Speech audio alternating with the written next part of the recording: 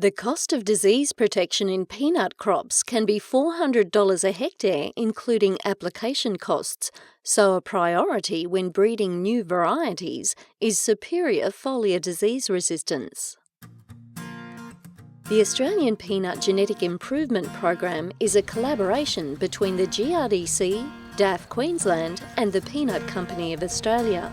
And PCA research agronomist Pat Harden believes the program is succeeding in delivering what growers need.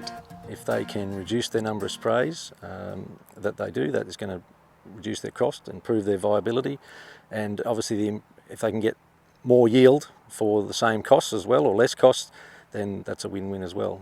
To achieve the best of both worlds, the breeding program has combined high-output USA germplasm with disease-resistant Aussie variety Sutherland to develop cultivars with high yield potential combined with resistance to local diseases.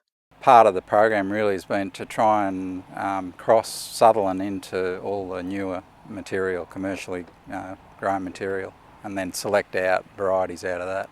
Growers will reap the rewards earlier than in the past. It used to take up to 15 years to get a peanut variety through and into commercial reality. Now it's more like 7, with probably 10 maximum. We use these 24-hour lights and heat this glasshouse up to about 30 degrees, so it means we can get a whole generation of peanuts through in under 100 days. Results are measured against current commercial varieties at the team's foliar disease nursery in Bundaberg. We grow material totally unsprayed, so we really see the susceptible and tolerant types. So we can see here there's both leaf spot and rust, plenty of lesions there, and you compare that to Sutherland type material where we still get a bit of infection, but it just doesn't break out into solid lesions. Improved disease resistance extends across all material emanating from the breeding program, including ultra-early varieties. Tingura was an improvement on Walter, a bit better leaf spot and rust, but still not fantastic. Then Red Veil came along and it's got, again, a little bit better than Tingura, but this new P lines, the P23, P24 lines, they have a lot of Sutherland blood in them, and I'm hopeful that they may only need 1 or 2 sprays to get them through the whole crop cycle.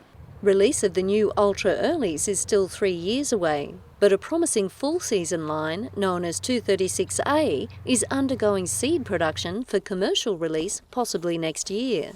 The big thing about this variety is that it's got very large pods, a lot larger than the commercial checks, as well as a very good disease package. So it's got very good tolerance to leaf spot, leaf rust and net blotch. The new varieties will reduce growers' risk, particularly in wetter regions. So if you get rain or we get a cyclone come down the coast, as just happened recently, you've got less issues if you can't get in the field to spray. If you're a few days late or a week late, then the resistance of the variety will help carry it through.